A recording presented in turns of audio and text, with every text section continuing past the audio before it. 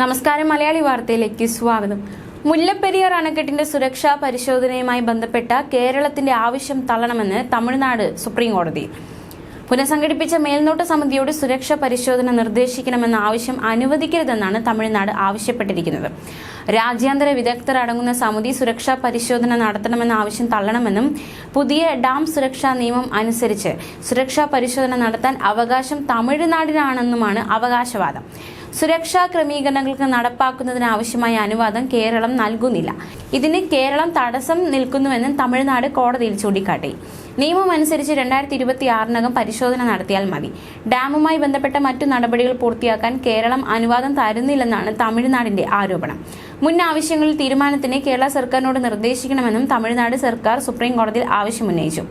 മുല്ലപ്പെരിയാർ അണക്കെട്ട് ജലശാസ്ത്രപരമായും ഭൂകമ്പപരമായും ഘടനാപരമായും ശക്തമാണെന്നും മുല്ലപ്പെരിയാർ അണക്കെട്ടിന്റെ ബാക്കിയുള്ള ബലപ്പെടുത്തൽ ജോലികൾ ഇനിയും വൈകിപ്പിക്കരുതെന്നും തമിഴ്നാട് നേരത്തെ ആവശ്യപ്പെട്ടിരുന്നു. മുല്ലപ്പെരിയാർ ഡാമിൽ മേൽനോട്ട സമിതി നിർദ്ദേശിച്ച ബലപ്പെടുത്തൽ നടപടികൾക്ക് തടസ്സം ഉന്നയിച്ചിട്ടില്ല എന്നാണ് കേരളത്തിന്റെ വാദം. മന്ത്രി റോഷി അഗസ്റ്റിൻ ഇത് സംബന്ധിച്ച് സുപ്രീം കോടതിയിലെ കേരളത്തിന്റെ അഭിഭാഷകരുമായി ചർച്ച നടത്തിയിരുന്നു.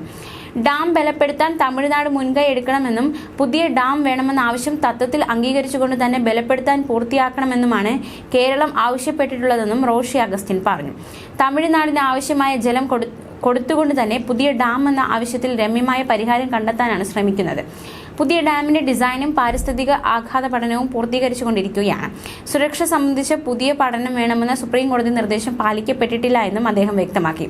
ഏറ്റവും അപകടകരമായ സ്ഥിതിയിൽ നിലകൊള്ളുന്ന അണക്കെട്ടാണ് മുല്ലപ്പെരിയാർ എന്നും ഈ അണക്കെട്ട് എപ്പോൾ വേണമെങ്കിലും അപകടത്തിൽപ്പെടാമെന്നും ന്യൂയോർക്ക് ടൈംസ് പുറത്തുവിട്ട റിപ്പോർട്ടിൽ ചൂണ്ടിക്കാണിച്ചിരുന്നു.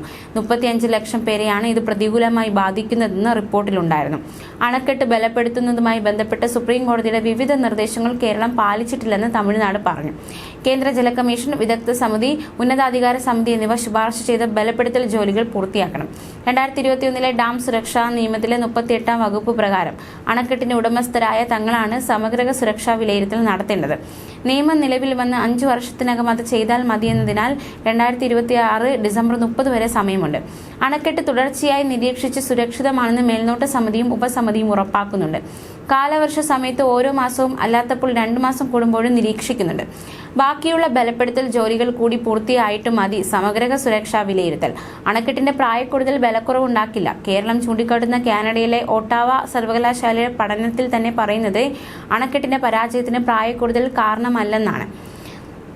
തമിഴ്നാടിന് കുടിവെള്ളവും കൃഷിക്ക് ആവശ്യമായ വെള്ളവും കിട്ടുന്നത് ഇതിലൂടെയാണ്. മുല്ലപ്പെരിയാർ അണക്കെട്ട് ദുർബലമാണെന്നും അതിൽ സംഭരിക്കുന്ന ജലനിരപ്പ് വർദ്ധിപ്പിക്കരുതെന്നും മുല്ലപ്പെരിയാറിന് കുറുകെ പുതിയ അണക്കെട്ട് നിർമ്മിക്കണമെന്ന കേരളത്തിന്റെ ആവശ്യത്തിനെതിരെ തമിഴ്നാട് സർക്കാരും ജനങ്ങളും ശക്തമായി രംഗത്തെത്തിയിട്ടുണ്ട്.